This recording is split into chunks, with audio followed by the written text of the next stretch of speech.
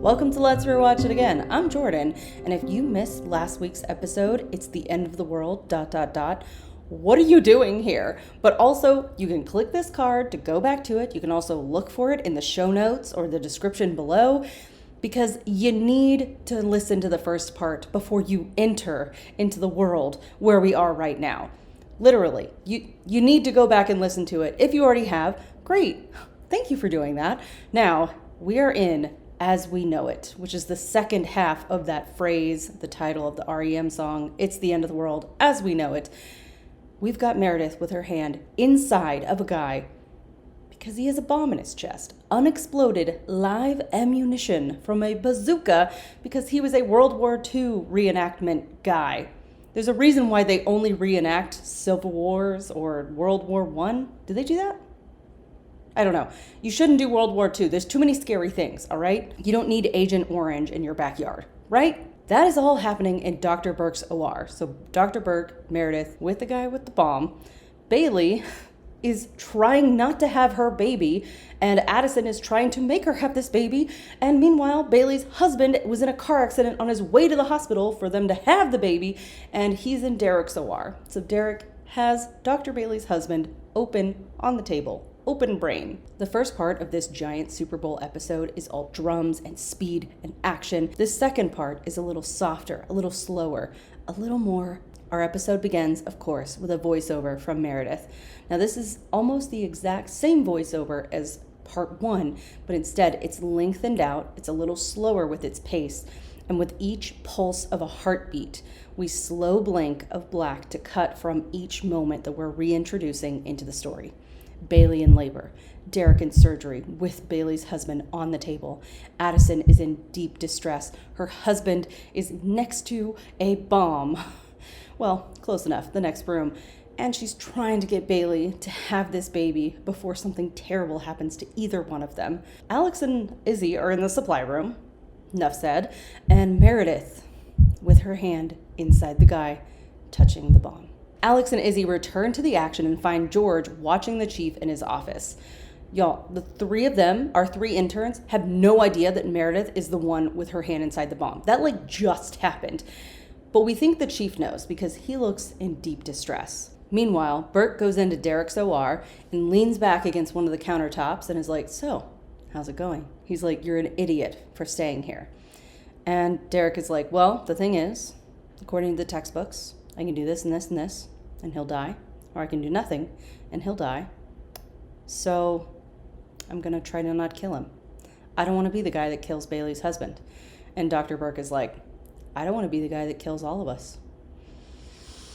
Whew. Okay, this literally feels like two generals conversing across a battlefield, both of them discussing how they have to win this battle, and they have to do it separately, but also together. They need the other person to win and to be in this battle side by side. It's such a cool moment. It's so powerful. I love these two together. They have the most interesting chemistry out of all of our pairs on the show. Dylan, our bomb squad leader, is placing a flak jacket to Meredith's chest while Cristina is squeezing our ambu bag. Now, if you weren't here last episode, what are you still listening? But okay, that's fine. I'm going to give you a little insight here. An ambu bag is a plastic rubbery bag that manually breathes for the patient. So as you squeeze it in and allow it to fill up with air, you are manually breathing for that person. Because we had to unhook from the oxygen lines because, oxygen for fire makes it bigger, if you didn't know. It's like sunshine for plants. Meredith looks at Cristina and says, "I had a feeling." And Cristina looks up at her like, "Oh my God, you were right." Sandra Oh is able to say so much with her eyes. Like, the slightest facial expression from Sandra Oh is a giant story. She's incredible. I'm constantly in awe of her. That's all there is to it.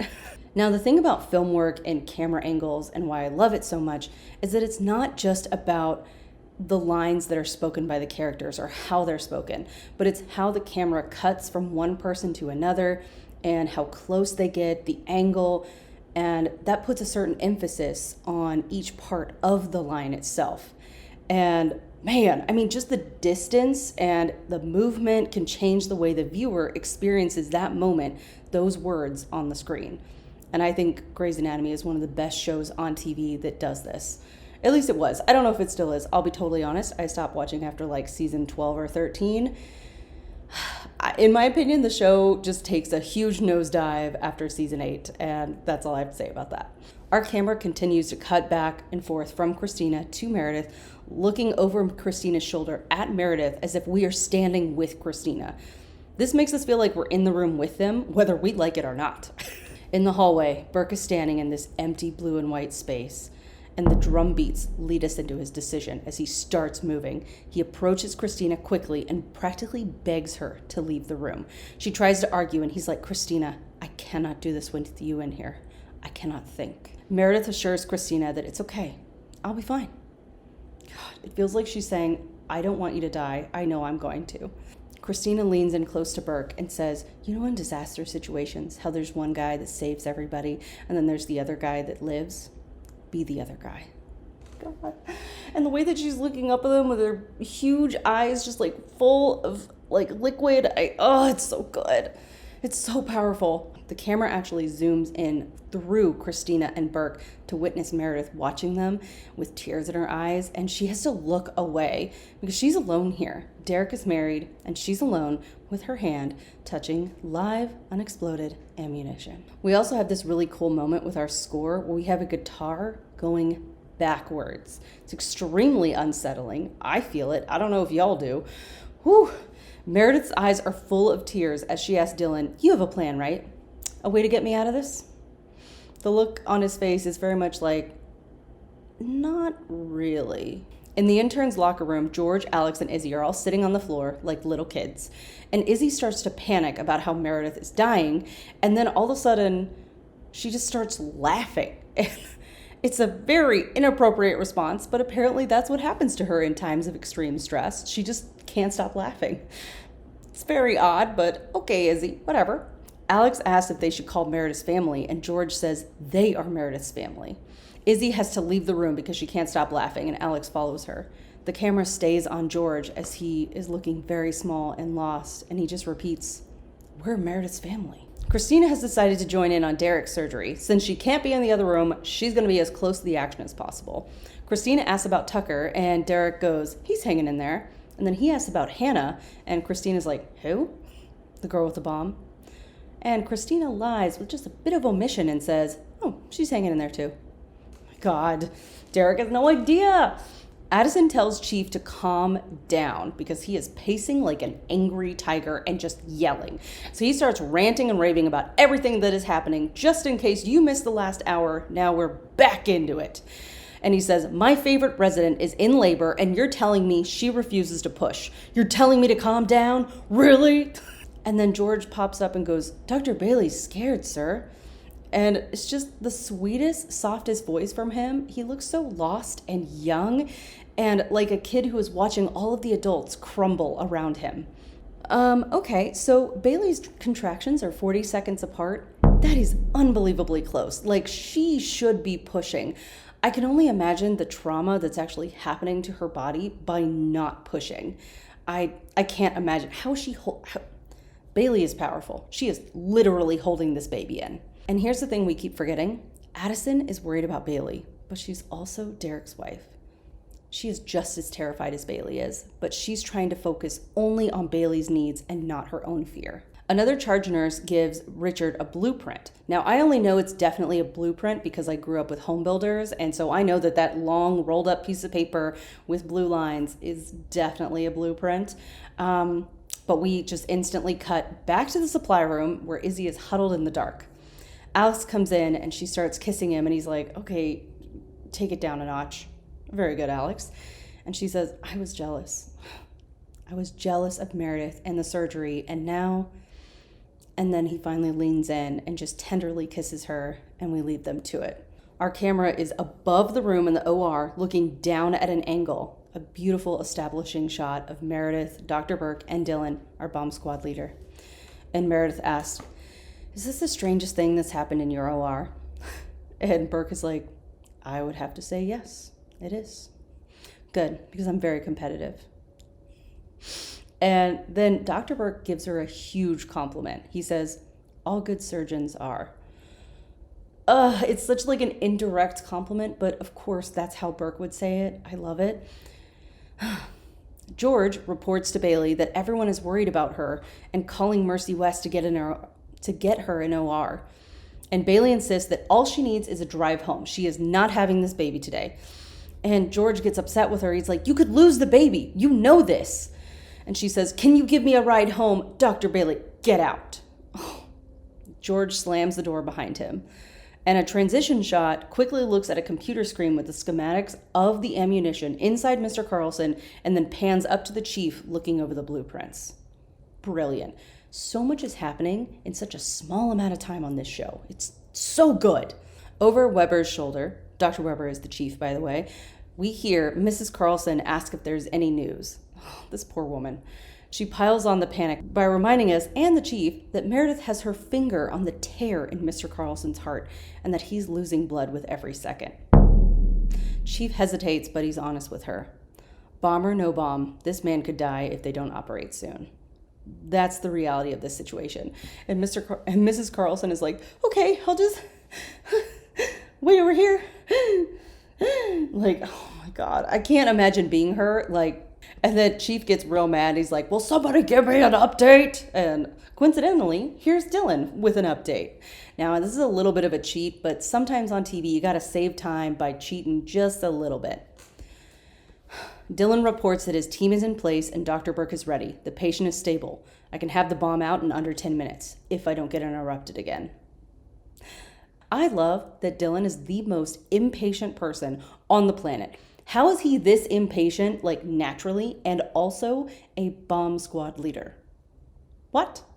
But I think it's an interesting dichotomy of like, he's like super angry and just like ready to explode, and he literally like helps bombs not explode. The chief responds in the only way Dr. Weber knows how, by teaching. And he says, in the OR, we put our patients under general anesthesia. And Dylan is like, uh-huh. That involves a steady flow of pure oxygen. Dylan steps forward with the camera. Can't you turn the oxygen off to my OR? I can, and I have. But this is your OR. And we lean forward with Dylan and zoom in on the blueprints. The main oxygen line runs underneath OR2, Derek's OR, to lead into Burke's OR, which means we've turned it off to Burke, but it's still running underneath Burke's floor to reach Derek's. Oh my God. Izzie and Alex are getting dressed after their supply room event. And Alex is like, it's going to be okay. And Izzie says, you don't know that. And Alex just responds, I know, but it's just what you say. Izzie starts to leave and she's like, I have to find a way to help. And then she stops inside the door and looks back and goes, thank you for saying it's going to be okay, even if it just is what you say. Oh, it's so good because we so rarely see Alex get soft and sentimental and comforting. He usually saves that for like children. Gentle drum beats grow louder as we find Meredith with her hand still inside Mr. Carlson. At this point, poor Chief can't take it anymore. He's standing outside his office with everyone around him demanding answers, and our camera pans closer and closer as he starts to panic and collapses to the floor. Burke and Dylan are whispering at the door, and Meredith tells them to stop it. And the drum beats stop with her voice. And she's like, stop looking at me like I'm a patient. I'm not a patient. I'm not going to freak out. I can handle it. Whatever it is, just tell it to me straight. Burke folds his arms across his chest, and he's looking very powerful and confident. But at the same time, there's a lot of stress in this man right now. It's so rare that we see him this tight in all of his muscles. And he says, the main oxygen line runs underneath our OR. Okay, not okay. Meredith is trying to put this together as she speaks out loud.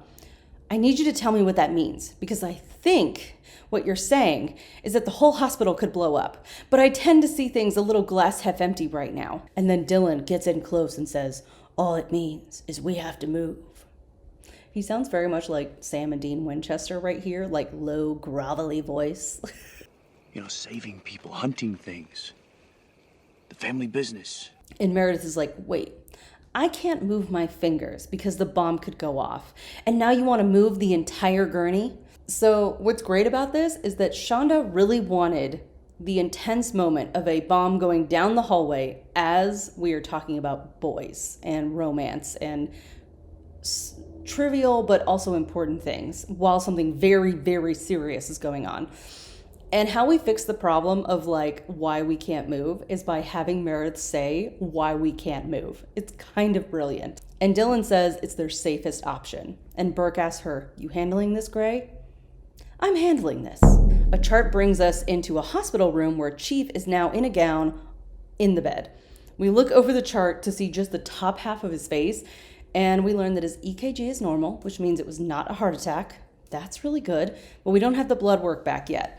And Izzie and Alex are both looking very messy and bewildered. We know they were in the supply room. I think other people might know that too. Izzie says that they should wait until they get the blood work back, and Chief says that he's not listening. And then Adele pops up into the camera view like a cute little gopher and says, "You can talk to me, Dr. Stevens."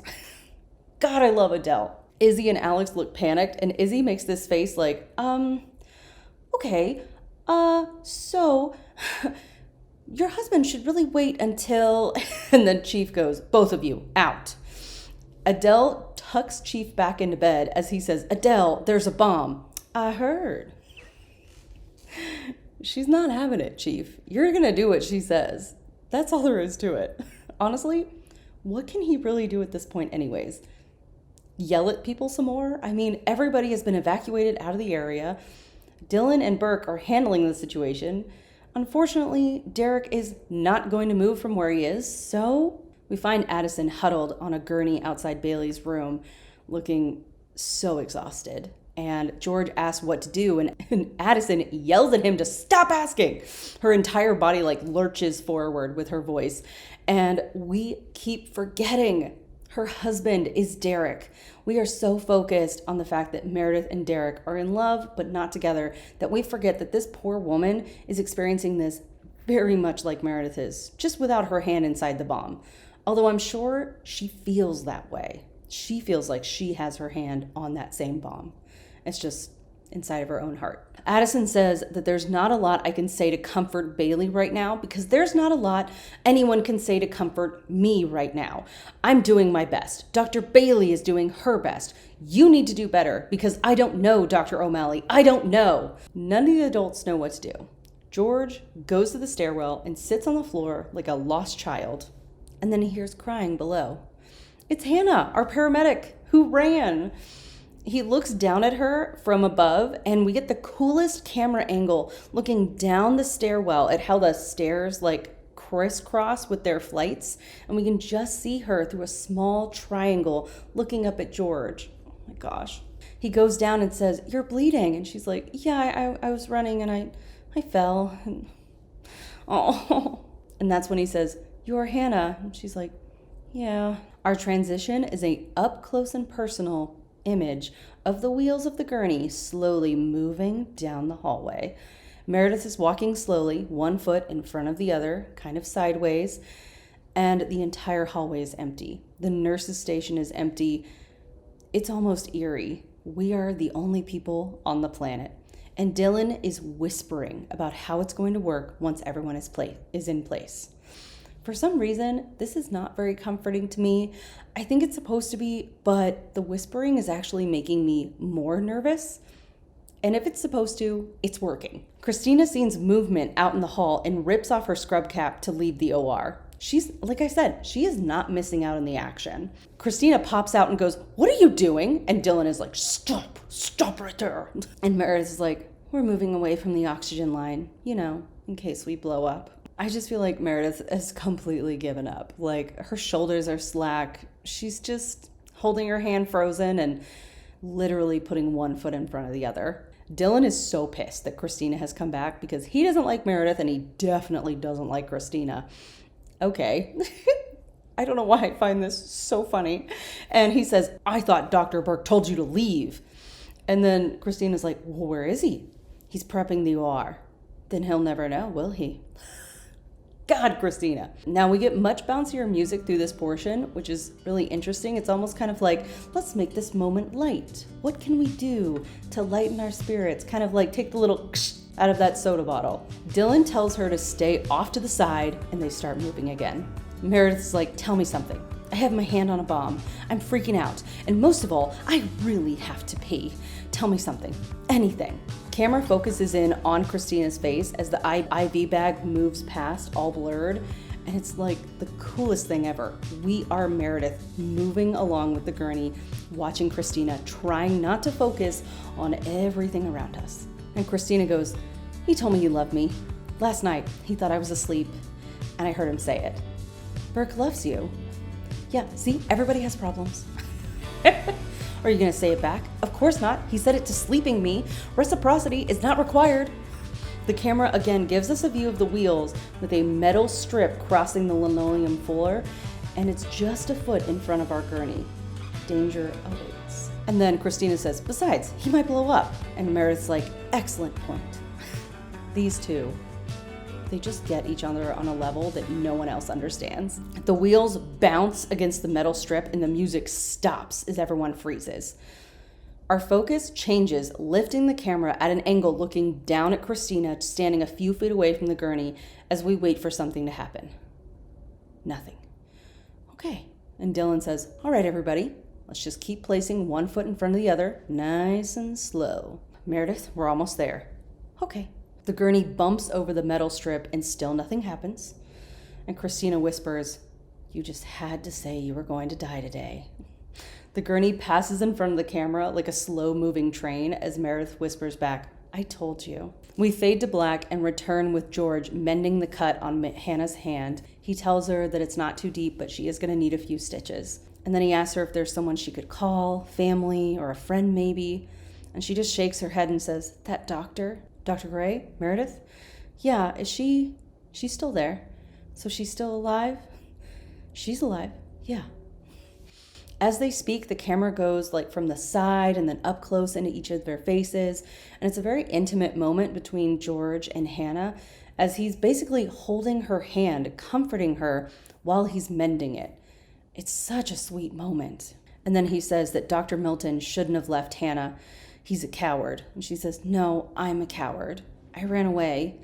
You think you're going to be different. You think you're going to be the kind of person who stays and does something. You know, good man in the storm. I'm a paramedic. I'm supposed to stay and do something. I'm not supposed to run away and hide under the stairs because I left two people to die. Alex and Izzie are back with the blood work for Chief. Apparently the Chief had an anxiety attack. And Alex is like, who's going to tell him? And she's like, we were in the linen closet. I think you get to tell him. Fair enough.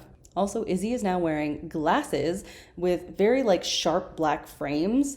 I do not like them, but I feel like this is supposed to tell us that several hours have passed and maybe her contacts dried out and she had to pull out the emergency glasses. We transition back to Bailey's room where Addison is trying to get Bailey to push. Come on, Dr. Bailey. Let's go. We have to. And Dr. Bailey is sobbing and curled onto her side. It is heartbreaking. And Addison says, Dr. Bailey, I need you to turn on your back. I need you to push. And Dr. Bailey is just like, no, leave me alone. Addison sighs and says, I can't let her go any longer. I have to go tell Richard that he has to give us an OR. Addison gets up to leave, but George steps up and says, Dr. Bailey, I'm surprised at you. This is not how I thought you would do this. And Addison is like, this is not the time for this? George says that I expected more. George grabs a cloth and dampens it with this little bucket of water that they have there. Well, it's like a little tray of water, really. And he moves to Bailey's side and starts stroking her arm with the cloth and leans in super close. And he says, you're Dr. Bailey. You don't hide from a fight. You don't give up. You strive for greatness. And then he tells her that she's a doer. Now, she wasn't there for the Izzie-George conversation, but we were. And so we understand how important this is to him and what it really means. And the camera is behind Bailey's shoulder, kind of looking over it. And so we only see most of George's face, not his mouth as he speaks. And the moment is so soft and quiet. It's such a special moment from what feels like almost like her son has grown up and is helping her through something she never imagined he would be there for. And he says, I know your husband's not here, and I know there are a lot of things going on that we have no control over, but this we can do. And George touches his thumb to Bailey's chin, and she finally looks up at him. And the camera again goes back behind Bailey's shoulder, like we are huddled on the hospital bed with her, looking at George and being comforted by his presence. I'm always comforted by George. I don't know about y'all. George helps her sit up, and then he gets behind her and wraps his arms around her with his chin on her shoulder and says, let's have this baby. We're in the new OR, and it is so dark in here. The lights from their little headlamps that they have around their heads are so bright, almost like flashlights in a cave. And this is supposed to make us feel the metaphorical darkness of how terrible this moment is. If we didn't feel it before, we feel the intensity of this moment in this very dark cave that we're about to pull the device out of Mr. Carlson. Dr. Burke says, we're ready when you are. And then Dylan says, we're good, Meredith. And Meredith says, yeah. Dylan and Meredith are directly across from each other, making very intense eye contact. They may not like each other, but the mutual respect is definitely there. And then Burke says, I'm going to extend the wound. When I cut, the bleeding is going to intensify. If we're going to save Mr. Carlson, you'll have to pull out the ammo immediately. Dylan cuts in with a soft voice, nice and calm. Remember, remove it while keeping it as level as possible. Nice and easy, no quick movements. A brilliant choice with our camera movements is that there's just a slight quiver as the camera moves from Meredith to Dylan to Burke, as if the cameraman is just as terrified to have to be in this room to witness this moment. They ask her if she's ready, and she's like, do I have a choice? And Burke assures her that she has to be ready to pull it out. She's like, yeah, I guess. And then, of course, Burke says, scalpel. And she says, I guess I'm ready. Drum beats bring us, with Cristina, back into Derek's OR. And Derek says, how's it going, Yang? Everything's fine. How's the girl with the bomb? Cristina ignores his question and asks, how's he doing? He's almost there. You didn't answer my question. What? How is the girl with the bomb? Cristina makes a quick decision. She can't stand it anymore. Her best friend, the most important person in the world, her person is in danger. And she says, Meredith is the one with the bomb. Save Dr. Bailey's husband or save Meredith? Dr. Burke is done making the incision bigger, and he says, I'm good. She can go. Dylan says, all right, now, Meredith, wrap your hand around the nose cone. Meredith is frozen. It's time. Everything has led to this moment. She's not moving or responding. Everyone looks at each other as they wait for her to respond or move or something. And Dr. Burke says, Grey? Meredith looks away, and another beat of the heart monitor brings us back into Derek's OR. We hear Derek say, we're losing him, push one of Epi. All our intensity has been about the bomb and Meredith. Now, Dr. Bailey's husband is in big trouble, and Meredith is truly frozen in fear. Meredith takes off her mask and says, George and Izzie shouldn't have to move out of the house. And Dylan is like, no. He does not like where she's going with this. She's basically saying everything that needs to happen so that if she dies, it'll be okay. And then we hear Bailey cry out in pain as Meredith says, you should make sure that they get to stay in the house. And we hear Addison say, almost there. I can see the top of his head. And Bailey is exhausted, and she nearly crushes George's hand, and he has to pull it away in pain. And Addison is like, push, Bailey. And Bailey cries out again. And we switch from Bailey's pained face to Tucker's covered face in the OR. And Cristina is doing chest compressions on Tucker. And Derek is saying, come on. You can't do this to me, Tucker. You cannot quit on me. Burke announces that Mr. Carlson's pressure is dropping, which of course it is. He has lost a ridiculous amount of blood by this point. And he's like, Grey. And Meredith looks at Burke and says, I can't. This is crazy. Burke, you're gonna go. Both of you, you should go. And Burke says, nobody's dying today, Grey. Dylan stares hard at Meredith and says, I want you to look at me. Look at me. I know this is bad. I know that I'm this terrible person who's been yelling at you all day, so you pretend that I'm not. I need you to pretend that I'm someone you like. Whoever it is, whatever you need to listen to me. A flash of white turns Dylan into Derek with a kind, reassuring, tiny smile. And she says, I'm scared. And Derek says, I know. You can do this. It'll be over in a second. You can do this, Meredith. And she says, okay. From a side view, we get the first opening moment from our part 1 with Meredith and Derek standing in an empty OR, surrounded by clean white light. No blood, no bombs, nothing except for all of the space between them. We ease back into the dark room with our bomb squad and Burke, and Dylan tells Meredith, gently. Meredith slowly begins to pull the device out of Mr. Carlson, and we cut to Cristina making chest compressions in agony. Bailey cries out again, and we see the reflection of Dr. Bailey in George's arms, and he says, Dr. Bailey, I can see the top of his head. He's got a lot of hair. He's so cute. And we get a tiny moment of levity as Bailey says, oh, Mally, stop looking at my vajayjay. And George says, yes, ma'am, and then panics and looks away and up like a small child. And back in the OR, Derek shoves people out of the way and starts taking off his glasses and his whole headgear and starts doing the compressions himself on Tucker, Bailey's husband. The insistent beeps are still going as Dr. Bailey cries out again because that baby is still not born. And Derek steps back in defeat, and a full second passes before he jumps back in and starts banging on Tucker's chest with his fist. Meredith pulls the device out, and Tucker's heart stabilizes. A single tear drops from Meredith's face as she hands the bomb to Dylan. Dylan says, you did good. And then he slowly begins to step away as our music begins to grow.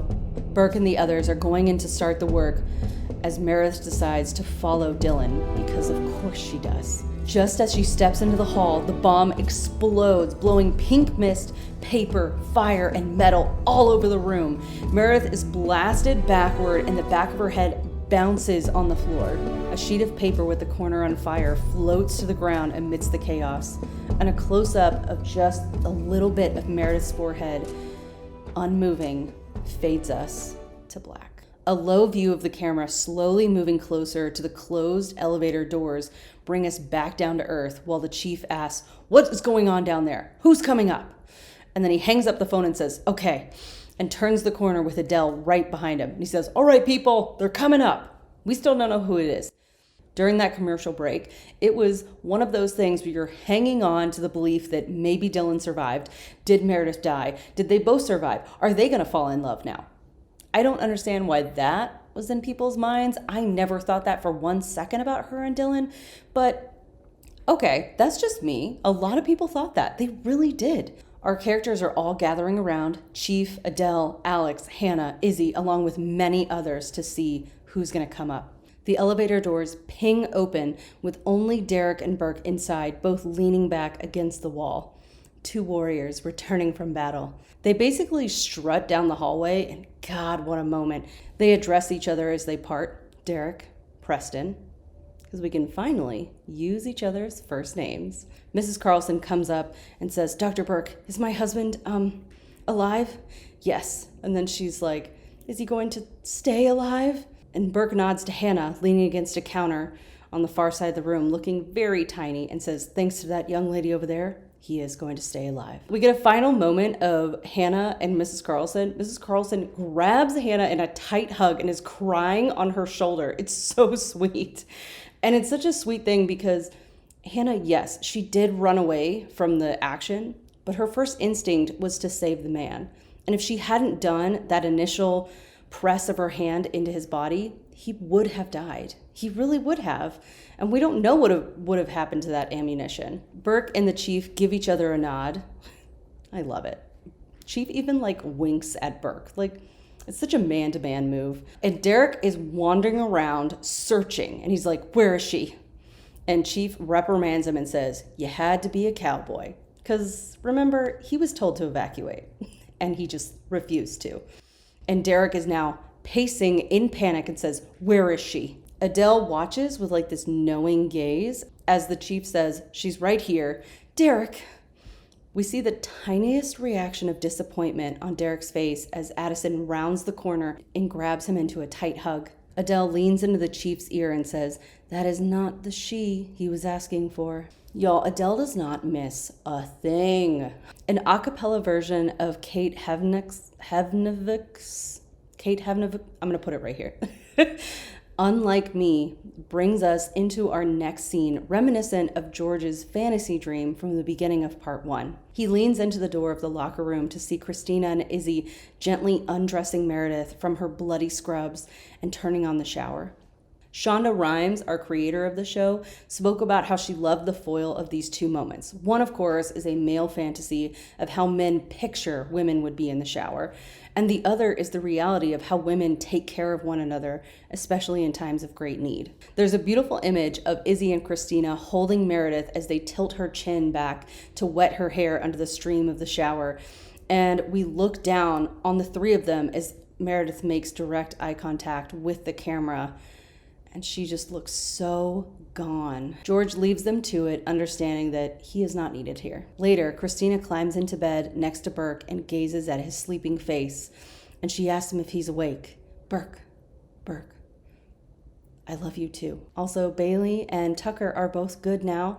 They're together in his hospital room, and she introduces their son as William George Bailey Jones. We close up to the three of them with all of their faces close together, and there's a beautiful moment of the baby reaching out his arm into the air. It is so sweet, like he's reaching up for his parents' faces. We return to Meredith's house to find her alone in bed, staring out the window at a dark storm, and Izzie comes in to let her know that someone's at the door for her, and it's Derek. They both greet each other real quiet and soft. We look at them from the side, mirroring the picture that Meredith had in her mind just before she pulled out the device. They are so close, yet so far apart. And Derek says, "You almost died today." "Yeah, I almost died today." They both stand there for another second, and then he turns to leave, and she says, I can't remember our last kiss. I almost died today, and all I could think about was how I couldn't remember our last kiss. Which is pathetic, but the last time we were together and happy, I want to be able to remember that. And then he says, "I'm glad you didn't die today." She waits another second and then realizes that, okay, that's all I'm going to get here. She starts to turn away and his voice stops her. "It was a Thursday morning. You were wearing that ratty Dartmouth t-shirt you look so good in, the one with the hole in the back of your neck. You just washed your hair and you smelled like some kind of flower. I was running late for surgery. You said you were going to see me later. Then you leaned into me, put your hand on my chest, and kissed me. Soft, quick, kind of like a habit.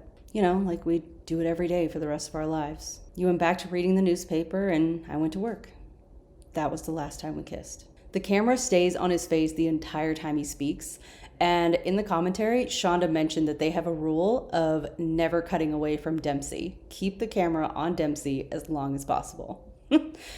And I think it really does work because he is very good at keeping that camera eye line right into the depth of his soul. He starts to shut the door and she says, "Lavender. My hair smelled like lavender from my conditioner." You know, that conditioner that she said she felt like it stopped working at the beginning of part 1? And he says, "Lavender." Huh. He smiles and finally closes the door behind him. And we hear Meredith's voiceover finish with, "If you knew this was your last day on Earth, how would you want to spend it?" I think the unsaid answer from Meredith and Derek is if it was their last day on Earth, they would each want to spend it with the other person. All right, our next episode is going to be a titan, truly massive moment from this podcast. It is insanely important to me. But I don't want to give you any more clues other than the fact that it will air on April 14th. That is the day the episode will drop on YouTube and everywhere that you listen to podcasts. It's the only clue you're going to get. But it's going to be a big one. It's going to be very long, very big, very serious, very intensified. It's going to be so good. I'm very excited about it and very nervous because it feels like such an important moment in my own personal obsession. If you have any guesses, you can drop a comment below or send your guess or even better, a request to our email at letsrewatchitagain@gmail.com. You can also find me on Instagram at Let's Rewatch It Again. And if you're watching on YouTube and you haven't already, go ahead and tap that little thumbs up and maybe hit subscribe. And until April 14th, I'll catch you on the flippity flip.